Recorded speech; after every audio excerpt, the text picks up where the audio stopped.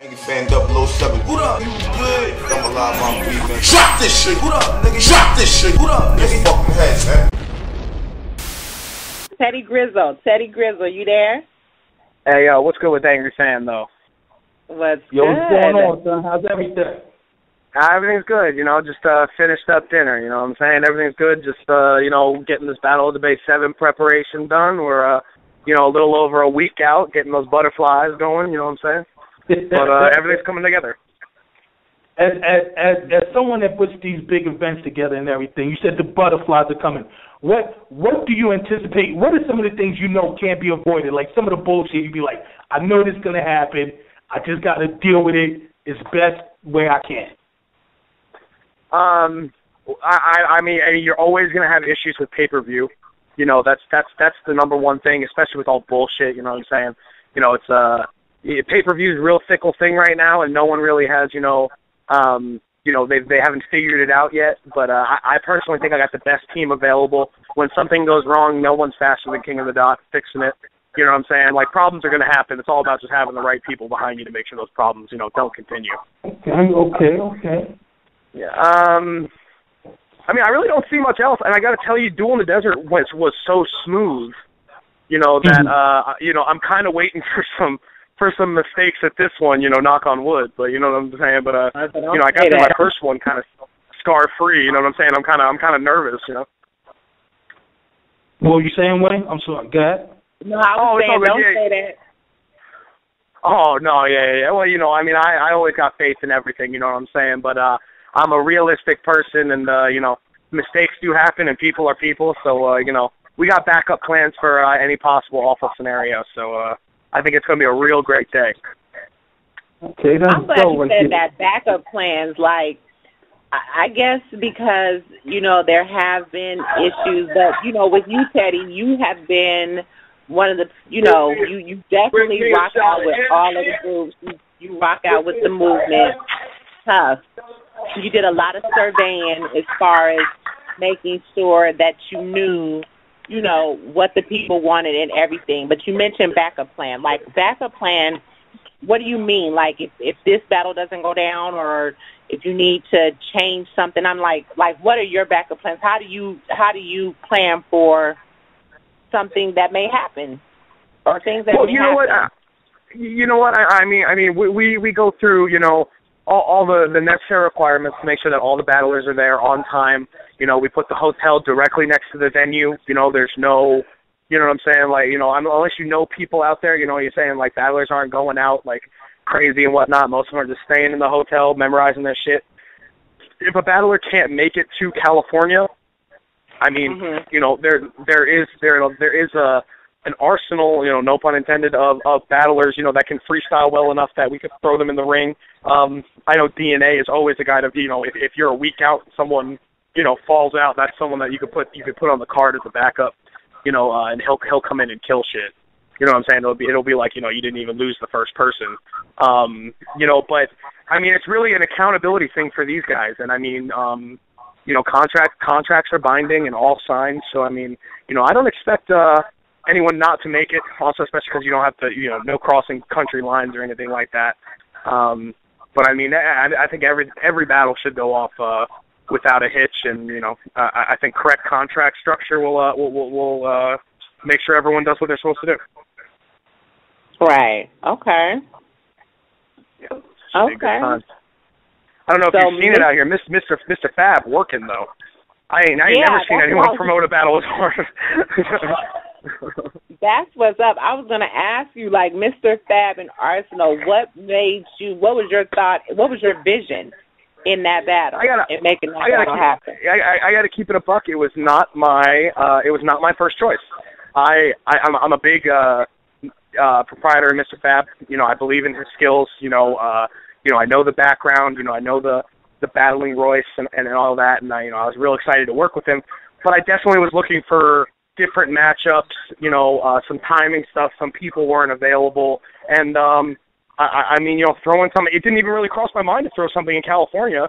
And then Arsenal said, me and Mr. Fab have been, trying to battle for a while. I said, that'd be a great idea. Do it in Oakland.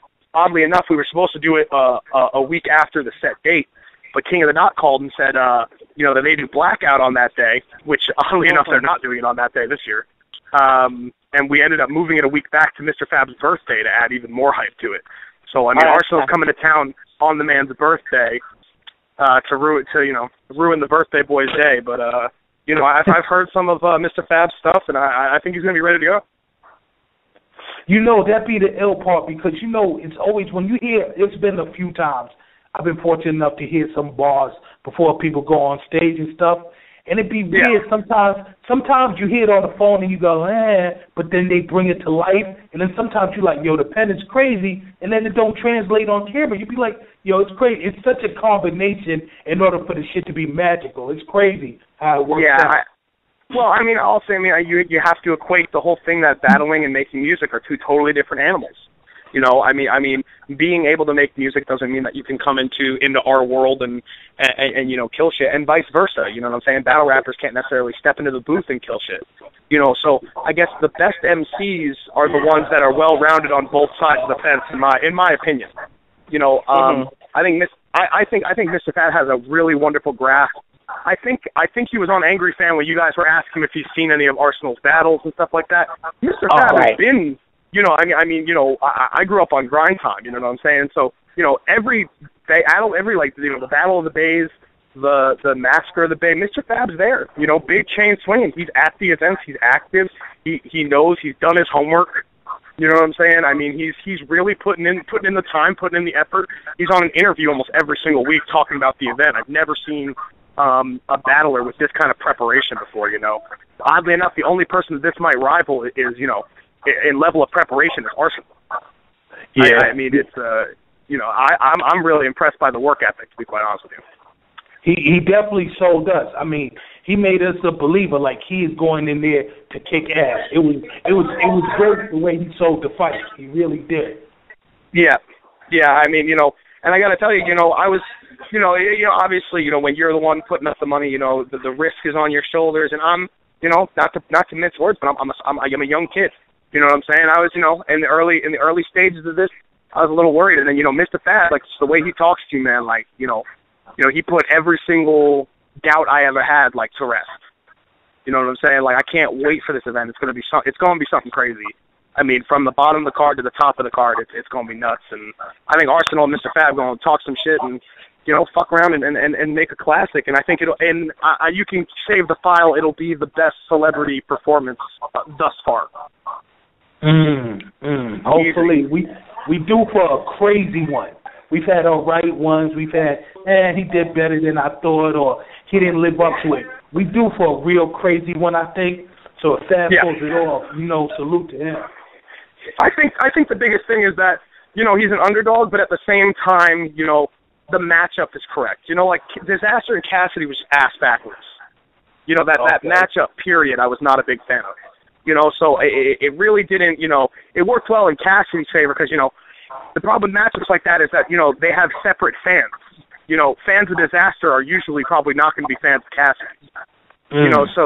So that's that, you know what I'm saying? Like, he could spit some nursery rhyme bars, you know what I'm saying, and with some, sprinkled in shit because his fans are going to love it. And Disaster can do his, I'm going to spit 1,000 words a minute that hardly makes sense, and, his fans are going to love it.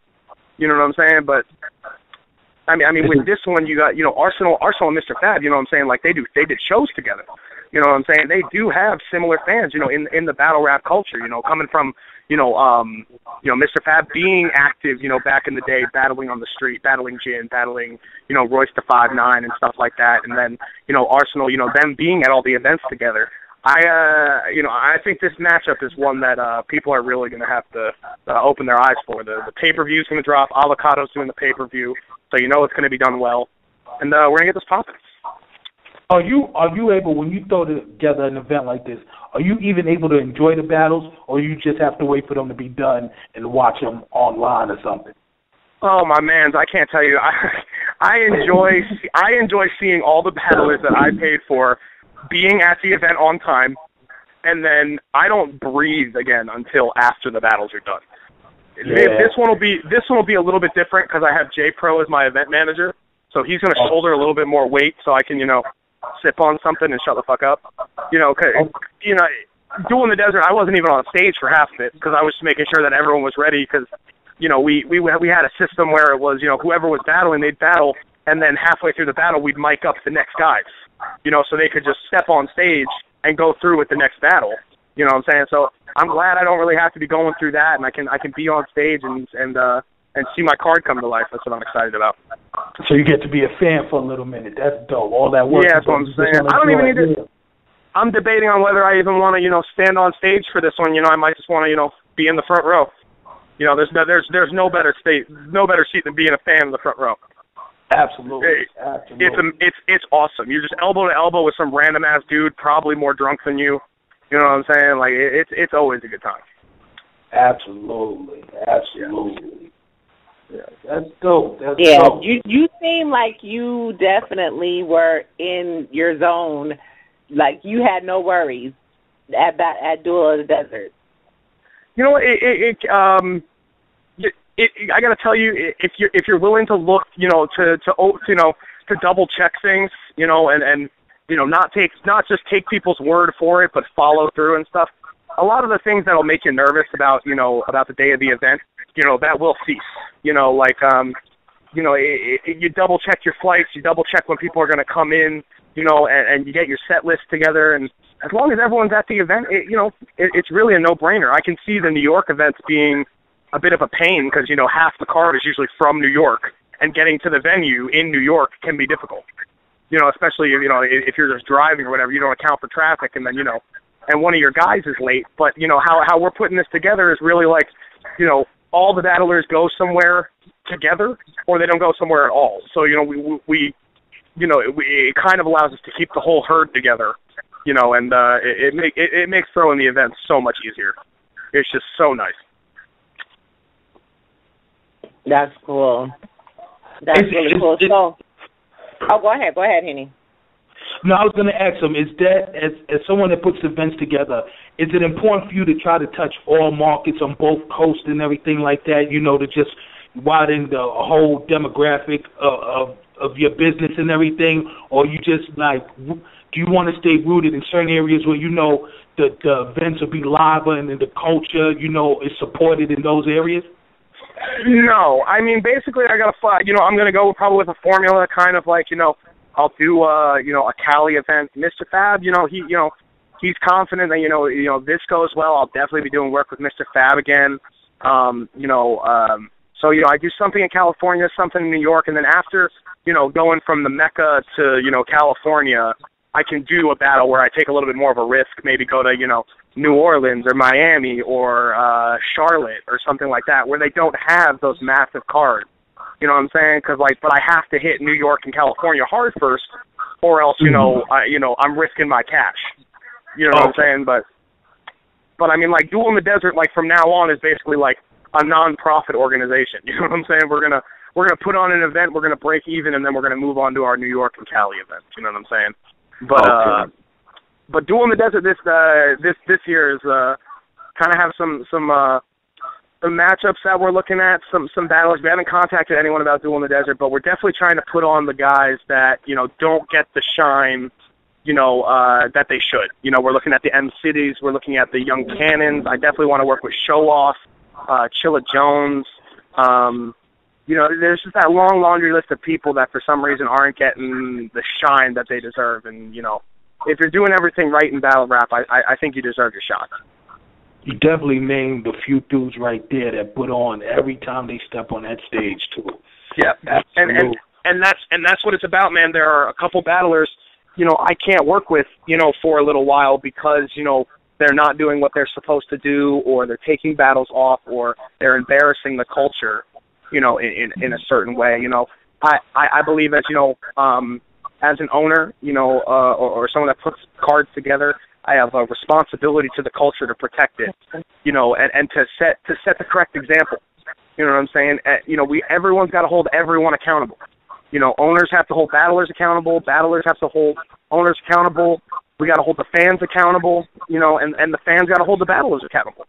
You know, but it's all got to be full circle. You know what I'm saying? We can't be like, oh, you know, he battled on this little league and, you know, it doesn't really count. You know what I'm saying? And bullshit. If there's footage, it counts. if the world can see it, period. You know, I don't, you know what I'm saying? Like, if you're with this, it only counts on URL. Like, don't talk to me, because you're clearly not someone in this culture that I want to speak to. You know what I'm saying? There are tons of, you know, even in the same city as URL, ARP and the RBE movement are killing shit. You know what I'm saying? You know, I love the cards that they're putting out, and at the same time, I like the business practices that they have. You know what I'm saying? You never hear any dirt thrown on ARP's name or nothing like that, and the event's a classic. You know what I'm saying? You got a, you know, obviously Queen of the Ring does their thing out there as well, Miss Gracie out in Chicago, John Doe out in Milwaukee, you know what I'm saying? These leagues, you know, are, you know, they're doing all the right things, and I think, you know, they need to be rewarded as that. Is it when you have a performer that you kind of feel like, oh, you just did this bullshit for the check, and then you ain't give me and the fans what I paid for and what they deserve? You just want to, like, just punch a nigga in his face like, yo, come on, this is bad business. Like, how do you just respond when you know he ain't giving his all? Like, is there a discussion between y'all afterwards? No, I mean, you know, most of the battlers that I've had an issue with, that, you know, they didn't come correct or anything like that, they understand that they're not going to be getting any more money from me. You know, you really only hurt yourself. You really only hurt yourself doing it. You know what I'm saying? Like, you know, like what happens? You know, let's say someone didn't show out for me, and then the league that you normally battled on goes bankrupt. You know, where are you going to battle? So, I'm sorry, say that again? No, go ahead. No, I don't think anyone said anything. Oh, sorry. Yeah, you know, it's just like, you know, I've spoken to some people. You know, I've had discussions with some people. You know, some people have apologized to me. You know, and with an apology, I'm totally okay with, you know, with forgiving anyone and burying the hatchet. You know what I'm saying? Because it takes a man to apologize. You know what I'm saying? But, you know, yeah, I mean, usually if you give me that bullshit performance, you're not going to be getting another dollar from me, and it's sad because the next events that I have coming up are going to blow the lid off of battle raps. I mean, I'm really excited for what's going on later. Okay. Anything solidified? We get a little sneak preview of? No. Nothing gets locked in and solidified until after Battle of the Bay 7. We got to take it one step at a time. But the card in principle is a lot of fun. You guys are gonna really enjoy it. Okay. That's we anticipating it. I'm sure everyone is. That's dope. Yeah, absolutely. And I asked a couple. This is a question I'd like to pose to you guys. I asked this on Angry Fans. What cities would you guys want to see a major event happen in? I was on that post too. I saw that too. I said Charlotte. Now, I mean, something just North Carolina based, because it's a nice, you know, core fan demographic here. But also, I was thinking about, it's just places that, you know, are fun cities to go to. I was thinking Miami's a good city. Vegas is a good city. Like, it's just certain places where, you know, it'd be fun and you don't see a lot of battles there, or, you know, a certain battler might not have been there before. I mean, it's a lot of places to host events. You know what I'm saying? Like, yeah. A good card, I think a good card is a good card just about anywhere, as long as everybody puts on. You know what I'm saying? I don't think it's so much where. I just think if everybody steps up, I think it'll be a good card, in my opinion. And now let me ask you another question. You know, I mean, there's been a lot of talk about whether battles should go back to pit format, or if they should stay on the large stage, or if it depends on the matchup of where it should be. Because I got to be honest with you, I have ideas of throwing some very large cards that I wouldn't think twice about putting in a 500-person room. You know what I'm saying? Like, you know, rather than, you know, putting it in a 1,200, 1,300-person, you know, arena. You know what I'm saying? Like, you know, I honestly, I love the stage for Duel in the Desert, you know what I'm saying? But just, like, to keep it a buck with you, listening to the fans talk about how, you know, the place wasn't filled up just gave me a headache. You know what I'm saying? Like, I just don't want to go through it again, you know. But, I mean, definitely looking to do that. I mean, what do you guys think? Do you like the smaller room, or do you like the stage? we like the smaller room. I think the general consensus is battles just seem to be better for some reason, whether the MCs try harder, it's not the crowd interfering. It just seems smaller rooms are better. With that being said, I think certain battles are just dope on big stage, but it's few of them. I think there's certain matchups that we can sit here and go through, they'd be like, yo, that'll be a dope big stage battle. You know what I'm saying? But for the most part, we're trying to figure out, we were discussing a few times, how can, the owners make money, but we get that small room, you know what I'm saying, feel. And this is what you have to understand is that, the money for battle rap comes from pay-per-view.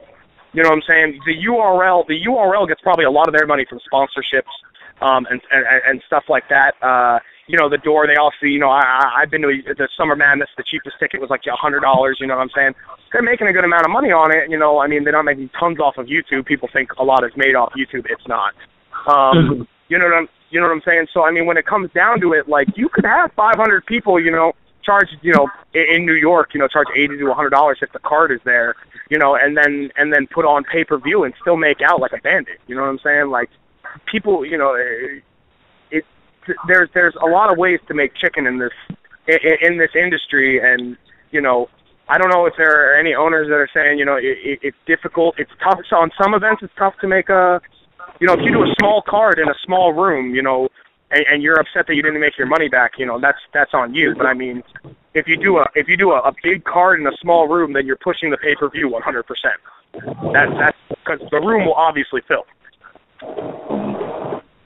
So all the money's coming from that. So it's I don't see any issue with putting everything into a small room again, but I think there are some matchups that still haven't happened that need to happen on a big stage. Absolutely, and that's the whole thing. We're like, no league owner will want to do it if it's not going to be financially feasible to him. So you know what I'm saying, like, in order to make money. But the way you broke it down just now, if it can be done, and we get the small, even a quick example, when we had Clips and Hollow on, I asked them, like, would y'all would have been willing to do this in a small room? And Clips is like, hell yeah, like, that I'll get stupid busy in there. So you know what I'm saying? I think a lot, even the battlers are cool with that. I see a lot of them be like, yo, the small room, this and that. I think they like it because a lot of them are from that era and stuff. So if it can be worked out, I think for the most part, people enjoy the smaller room battles more. I'm not surprised to hear that Clips wants the smaller room. I think the only way he's taking that battle is if it's in a small room, and even then, that's a tall order. There's not many battlers that have as much charisma as Charlie Clips, but one of the battlers that does is Hollow. Yeah, exactly. You know what I'm saying? And Clips is majorly talented, but he's one of those guys. I won't book on my card for a little bit, mainly for his performance at Duel in the Desert, but he's wildly entertaining, and, his charisma allows a lot of fans to cut him a lot of slack for stuff. The slack will not be there for the Hollow battle. Period. That's the number one thing. I think Hollow's also his preparation, how he gets ready. I've been trying to talk to Hollow, business, but he's very, set in his ways with, I take one battle at a time. I don't talk to anyone until that battle's over. I think that kind of preparation, as opposed to Clips been taking a lot of battles and a couple L's, I think we're going to see a different level Hollow this time.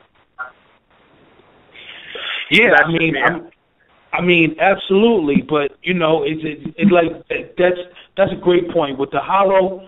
With the Hollow being his opponent, I think people are fed up at this point. It's like, yo, Clips, we love you, but all right, enough's enough. I think that's the general consensus. People are really tired of giving them the pass. Some fans are gonna give them the pass regardless, but we don't over here. We don't form our opinions or respect the opinions of those that just disregard all the battle rap rules for their favorite battlers. You know what I'm saying? So yeah.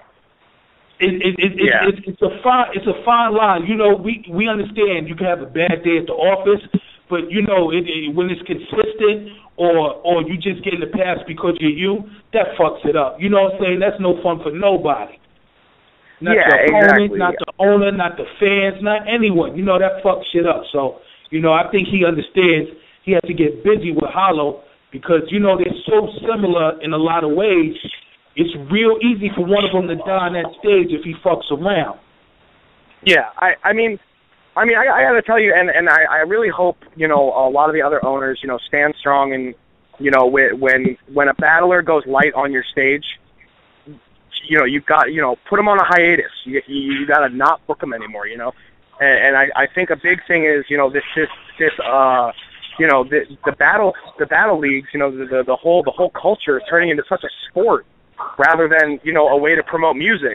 You know, that, you know, we need some type of, you know, like a committee or a battle rap commissioner or, you know, almost like a UN, you know, where all the heads of leagues and people that, you know, really have a voice in battle rap can come together. You know, we can set rules, expectations, stuff like that, you know.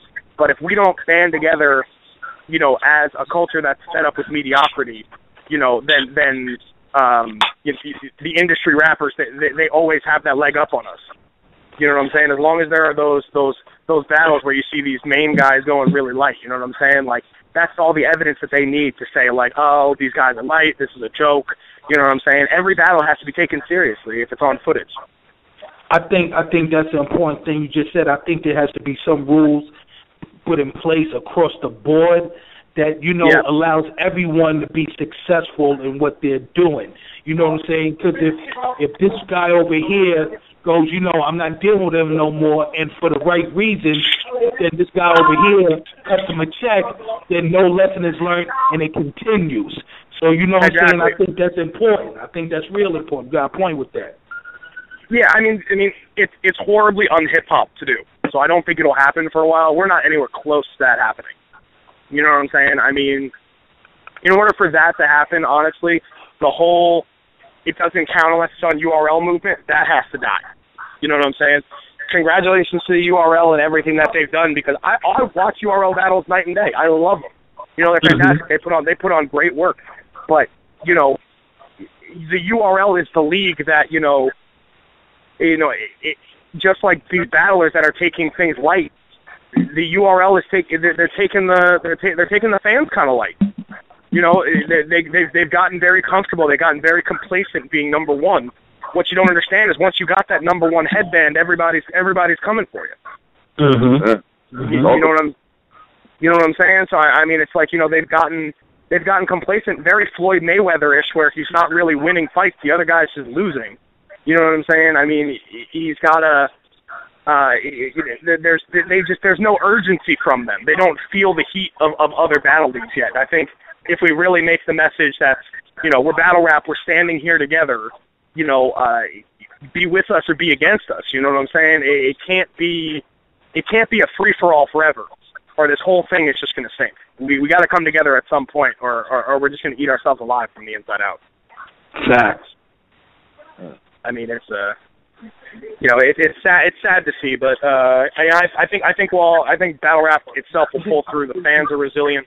You know what I'm saying? I mean, look how long wrestling's been around. And I hate that comparison with all my heart, but I mean, you know, people thought wrestling was a fad and it's still around, which I don't get, but you know. Yeah, I can understand that. Yeah. Yo, Teddy, what's good, man? Yeah, what's up with you, man? I'm trying to be friend. Yo, I'm in a tight situation right now with this show tonight and shit. But yo, I hear what you doing, man. That's what's up. Sounds good. I say that one more time? I said I heard what you're doing. Sounds good. Oh yeah. I mean, it should be good. Go ahead, man. Shit, continue. Let me fuck the show up. What you was talking about? Just going on with the holding everybody accountable and whatnot. Okay. You know, that. Okay. Yeah. Yeah, essentially he was breaking it down with the whole, you know, you can't have a dude just come in, you know he's doing it for the check and shit, but then, you know, if another league books him, then it continues. It's not good. It's not healthy for the culture. You know what I'm saying? So he said with him personally, you know what I'm saying, like even the dude is great and his biggest Clip's name is, he said he's going to fall back from him for a minute because, you know, it just, it's not a good feeling. So, you know, let him get back to what he does right, and then I'm sure he'll do business with him again. But, you know, I'm sure that goes for anyone, not just a single Clip guy or whatever, but he definitely has a point with that, I think. Okay. What's up? But, hey, Teddy, how you feel about betting? About having battlers, like, would you ever have it with a battler gets less money if they lose? Like some Fight Club shit. Oh, like the money you make is based off how well you do? Well, not really that, but like you see how Oops No Red just had the battle with RBE? Yeah. And they betted they betted some money on that battle right there. Would you ever do it where I think it was like 2,000 where the winner gets more? That way we know for a fact that they're really gonna go hard to get that little bit more? Well, I mean, I got to tell you, I've been wanting to find out who the best battler on the planet is, you know, and I mean, do it in the real way, bracket style. You know what I'm saying? Everyone gets paid a small flat rate, and you just make a massive purse for the grand prize. So, I mean, you know, you might throw each person coming into it, you know, $2,000 with the chance of whoever's, you know, battling to win, you know, the prize of, you know, $20K or something. But they all have to win like a certain amount of battles to make sure that they try to win. The whole thing about it is, for me, is competition. As long as the competition is when they still want to win, you're going to get good battles. Absolutely. Well, I mean, that comes down to kicking politics out of it. You know, you can pick the correct battlers if you're not afraid to sacrifice names. Smack had a great idea with SM3, the bars over names. But the event crashed, and then he crumbled and went back to the name. He gave all the power back to the battlers. You know, if we stuck with the bars over names, then you could do a bracket of some of the guys' coldest bars, the M-Cities, the Young Cannons, you know, even Cortez has been on a tear lately, you know what I'm saying? I mean, you know, you'll never see Big K on a URL stage because of politics, but he would probably mop a competition like this. Wow, okay. That's real right there. Damn, nigga, that nigga said he crumbled and went back to the... All right, I'll figure out that shit, man. But I mean, would you ever do it with the bread, though? Say that one more time? Would you ever put money on the line, though? I mean, I had a bracket, but would you do it to the point where, all right, boom. Say you're going to do it like on some tournament type shit where every battle they get more money? Oh, that's almost like King of the Dot doing the put your money where your mouth is thing back in the day. Where, you know, exactly. Like you win the money and then you have the option to put it up or step down. You know? Okay. I mean, I like the idea. I mean, you know, I mean, I would bet money on battles. Definitely. The only thing with that I worry about is, you know, like everything, when someone has something to win or lose, it's never a fair game. You know, it's especially where we have so much control over the game. You know what I'm saying? What's not to say that, you know, someone bets on a battle, you know what I'm saying, and I reach out to a guy on Twitter, you know what I'm saying, and, hey, I need you to take a fall. Here's, you know, whatever. You know what I'm saying? What battler wouldn't take a fall for $2,000? You know what I'm saying? Like, this isn't like there's a code of conduct. You feel me? This is why we need a URL, because, you know, or we need like a UN or a, you know, to have someone in power like that, you know, because these things can be done and it's completely legal. There's no structure to the battle scene. Yeah, it's no set rules in place, and plus there's no penalties for whenever niggas do some left field shit. I see what you're saying. That's exactly the same thing, you know. I mean, like, you know, King of the Dot, you know, they put their foot down with the whole disaster thing, and they put the fine up, and that was a great way of doing about it. You know what I'm saying? I don't think you'll see disaster on King of the Dot for a little bit. You know what I'm saying? I mean, you know, they went about the right way of doing it. Disaster's biggest battle was against Sunlight now. You know what I'm saying? Like, you know, they're showing them that you can't just push people around. You know, you gotta come with it, and you gotta leave the bullshit on your dresser. Okay. I'm not mad at that. Solid debate. So you excited? Oh God, I can't wait. And I mean, I couldn't wait 2 months ago, and I can't wait. Now that we're 10 days away, but it's close to that. It's yeah, I'm ready. I'm ready for this day to come. This whole card, top to bottom, is gonna be crazy. You guys got any predictions? You looking forward to any of the battles? Well, Mr. Fab and us, because they both came on here, but Fab was talking that shit when he was on here, like you said, this hood note, like it's gonna be crazy. Oh, it's gonna be nuts, and it's on his birthday. Everyone's gonna be in attendance. Oh my God! I mean, the star power is gonna be unreal. Yeah, he said he called the big dogs out. You know what I'm saying? All the big homies coming through, so that might be a nice little look right there for everybody. Oh, absolutely. And I mean, I know if the Seahawks don't go to the Super Bowl, I believe Marshawn Lynch will be coming. He's Mr. Fab's first cousin. Mr. Fab and CeCe Sabathia, the pitcher for the Yankees, I think he's coming. They grew up together. The obvious faces, E40. I know G-Eazy is, one of Mr. Fab's little homies. Like he's got the Bay on lockdown. He's like the mayor. He's like Bumpy Johnson handing out turkeys on Thanksgiving. It's unreal. I was like, oh, Fab, what are you doing this week? Oh, I'm handing out turkeys. Oh shit. That's dope. That's dope right there. It's always dope when a good dude is supported by his people. So I mean, he's obviously a good dude if he gets love like that. That's what's up.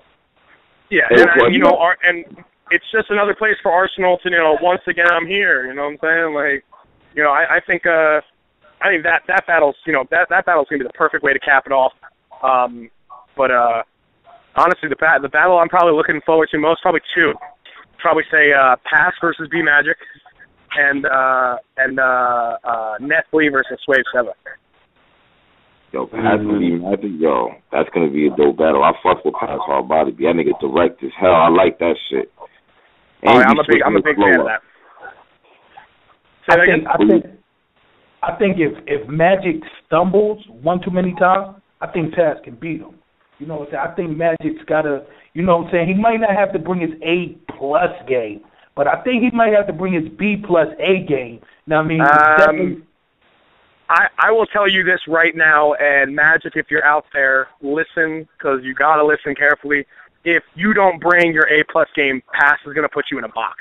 And that's nothing against you, but, like, if you don't, this is Pass in Oakland. No one beats Pass in Oakland. I didn't even give Hollow the win in Oakland. I think Pass in Oakland is like, Pat Stay in Toronto. It's just not happening. You know what I'm saying? I mean, I know Pass beating Hollow. Say that again? You got Pass beating Hollow? I do have Pass beating Hollow, yeah. Yo, me too. I feel you, B. Yo, me too. I always said that. Me too, man. Yeah, and I mean, I'm a huge Hollow fan. I've been a huge Hollow fan, but you gotta call them correct and just take the biasness out of it. Yeah. Yeah. Okay. Are you saying who else? And Swave 7 versus Nestle. I think this is a battle that was supposed to happen back in the day. It was supposed to be on VoiceBox, actually in Tucson, Arizona. And I thought about it for this one. I think you're going to see Swave snap back. He's had a couple of knockers, and Nestle is always on point. I mean, Nestle is someone. He has probably one of the most underrated pen games. Yeah. Out there right now. I think he's going to kill shit. How do you feel about that Swave and show off? I'm a big fan of the Swave and show off. That was my first time really getting a good look at show off. Shout out to ARP. Could you guys get a smaller stage? You know what I'm saying? Like these dudes are like neck to neck, and they're not even doing it on purpose. But it was a great battle. I gave it to overall. I gave it to Show Off 2-1. I happen to be a very big Swave fan, but Show Off was impressive. And I mean, Swave did his thing and talked that shit, and you know what I'm saying. And I thoroughly enjoyed it. And any battle where I can watch all the rounds all the way through, it's a win for me. Yeah, exactly. That's crazy though. You hear how low at this point we set the bar? We just happy if we just like all 3 rounds from each dude. You know what I'm saying? Like, that's crazy when you think about it. That's why you know, you hear people tossing around the word classic like it's a Nerf football. You know what I'm saying? Like, classics used to be something where, you know, everyone was going crazy. You and the homie next to you, you didn't even know him at the event. You're going crazy, just like screaming at each other. You know, and now it's like, oh, yo, there was no chokes, and, you know, all the lines were pretty mediocre. Like, classic, you know what I'm saying? It's like, word. It's just crap to me, you know what I'm saying? Like, also, classics, you can't say right after a battle comes out that was a classic. What makes a classic is standing the test of time. It's over time, you know what I'm saying? Like, a battle could happen 5 years later. If you're still going back to watch that battle, that's a classic to you. Yeah. You know what I'm saying? And classics are also, that's all completely personal preference. You know what I'm saying? I mean, like, you know, top 5 battle for me is like Real Deal versus B Magic, because that is one of the very few battles that I can watch all the way through without skipping anything. You know what I'm saying? I mean, like, there are a couple like that. If the battle's too long, I probably won't call it a classic, because I probably only watched it all the way through one time. You know, like Lux and Hollow is the exception. I probably watched that like 3 times just to make sure I can make up my mind. But I mean, it was like, you know, I don't know. Battle shouldn't take an hour of my life.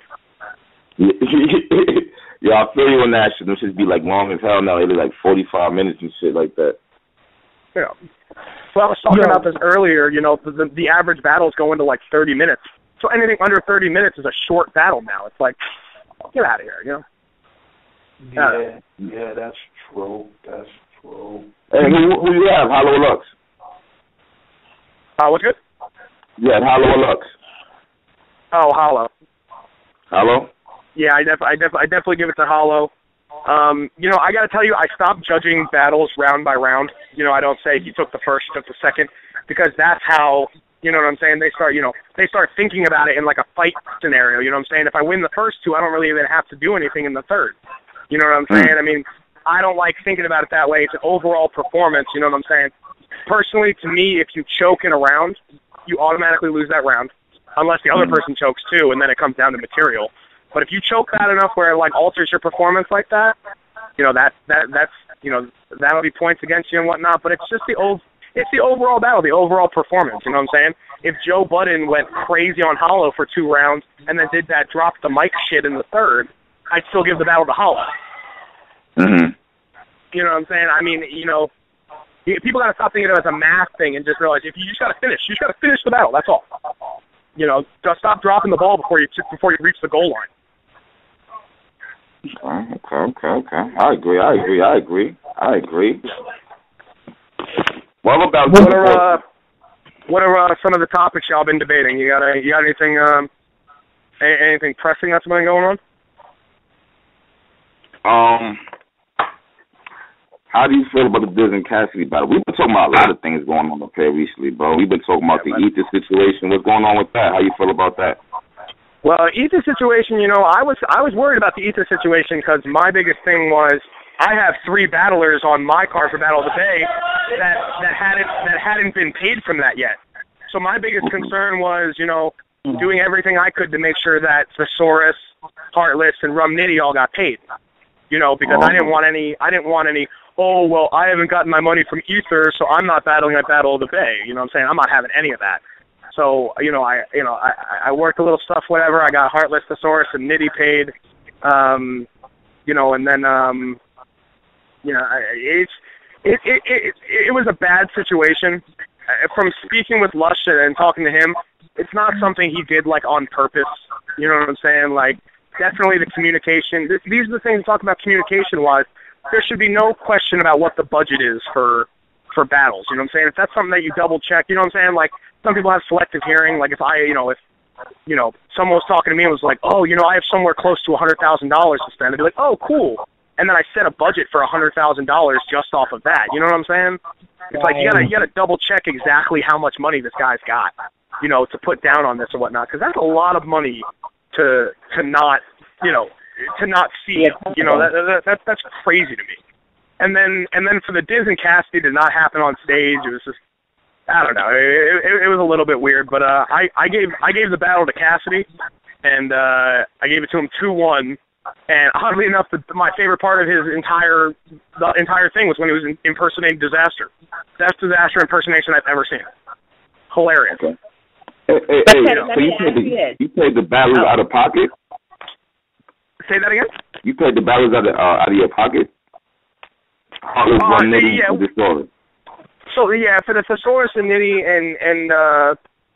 and Heartless or whatever, I pulled a little bit of like it was a little bit slimy on my part, but I just wanted to get these guys paid and whatnot, and I got some money. It wasn't from Lush. It was someone that was working with Lush. He was generous enough to help Lush out and get me the money to pay these guys and whatnot, and Lush is he's right now getting back to getting healthy and all that, and wish him the best and a full recovery, hopefully, you know what I'm saying. But I think he just bit off a little bit more than he could chew with this event, and I'm just glad that everyone's paid. I hope everyone's paid.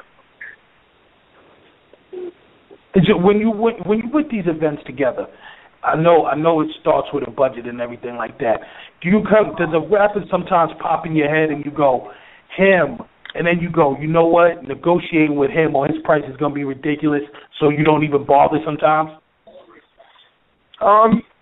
No. I got to tell you, there's really no one, unless you're just unrealistic with yourself, you know what I'm saying? Like, you just don't have the views, you don't have the whatever it is to be demanding money, you know what I'm saying? But, most of these guys, we get as close as possible to what they ask for, you know what I'm saying, as long as they're not being ridiculous. Because the last thing, we have the money.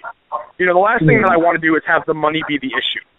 You know what I'm saying? Like, out of the things that I can control, that's something that I can control. We're not trying to, like I said, there's plenty of money to be made in this. There is no reason that everyone can't eat. No reason. You know what I'm saying? I've heard some numbers of some people, that have been coming to me from other leagues, and I'm just like, what they start with, they're asking price and we negotiate down, and I might ask them what they got paid for this battle, what they got paid for that battle. It's crazy. It's crazy to me. My negotiation skills must not be that good because you guys are getting it on the cheap. Is there ever a number in your head that you wouldn't pay, even if the money was there for a battler? There are some celebrities coming back, you know what I'm saying, where like 40 Glock or something like that, you know what I'm saying, or not 40 Glock, 40 cal or whatever, you know what I'm saying? Like, I wouldn't pay like 40 racks for that, you know what I'm saying? Battler-wise, there's no battler that can't be touched. The only way Mook's getting paid, I'm pretty sure, is if he battles Drake. I just don't see anyone coming up with enough cake to bring Murder Mook back. Okay. Yeah, it's a lot of money. A lot of money. So. Oh, man. You ever think you have a dope card like you could put together and somebody's like, yo, I'm just not battling that dude, and it kind of messes up the whole rhythm of everything? Yeah, well, the big thing that I ask, the biggest variable when it comes to matchups, I want to make sure that the battlers want to battle each other. You know what I'm saying? Like, it's like, oh, yeah, that's a really dope matchup. It's really dope to us, but if the battlers aren't feeling it, they're not going to come with their A game. You know what I'm saying? Like, a big battle that I've been seeing being called for is Big K versus Head Ice. Mm-hmm. You know what I'm saying? And I hit up, Big K, and the first question I ask is, how familiar are you with Head Ice? And he says, very familiar. I'm just like, oh, okay, well, this isn't happening. You know what I'm saying? I don't want, with battlers that spit their shit by talking that shit, you know what I'm saying? Like, if they're not feeling like this is someone that can talk that shit to, then you're going to get something different than what you're paying for. And no one wants to see a Big K not talk that shit, a Head Ice not talk that shit. You know what I'm saying? It's, so who they're battling, you know what I'm saying? That's really the thing is, who's on your hit list? I ask them that. They'll send me a couple names. We'll figure out prices, and we'll almost always get someone that they want to battle. That's just most important to us. Do you find when the battlers are too close or they got a good rapport with each other that it doesn't translate well on camera or on stage? Yet again, it's another one. You know what I'm saying? Like there's a battle that kind of bugs me, like Calico and Rex. years they've just been talking shit. You know what I'm saying? Like back and forth. And then the battle happens, and they're all smiles and laughs and whatnot. I hate that. But, you know, I don't want two guys coming into the ring and faking animosity towards each other. That's just faggotry. You know what I'm saying? Like, this isn't the WWE. If there's beef, settle it on stage. If there's not, don't create it for battle's sake. That's just gay. Just you know what I'm saying? Yeah, we don't need all of the extras. I feel you on that. No, I don't need that. You know what I'm saying? The guys that do that, they're wearing masks and wearing tights and wrestling with each other in the ring. You know what I'm saying? We don't need extra drama added on. It's nice to have a grudge match, yeah, but you know, we don't want fake grudge matches. You know, you're gonna see some just ridiculous, you know, be like, oh yeah, like we were smoking and he took my chair, so like now it's on. You know what I'm saying? Like, get the fuck out of here. You know, like. I hate that shit. All right. Hey, Teddy, man, we appreciate you calling up, bro. Let me get you back up on here soon. Hey, absolutely. Hey, keep an eye out for Battle of the Bay 7, January 23rd. The pay-per-view is out at battlepayperview.com. Check the flyer. It's right above the BBE logo, all right? You guys be good, and shout out to the Angry Fan Movement. Thank you guys so much for having me. Thanks for coming on the show. Salute. And yourself, sir. Angry Fan 007. What up? You good? I'm alive, I'm breathing. Drop this shit. What up, nigga? Drop this shit. What up, nigga? Fucking head, man.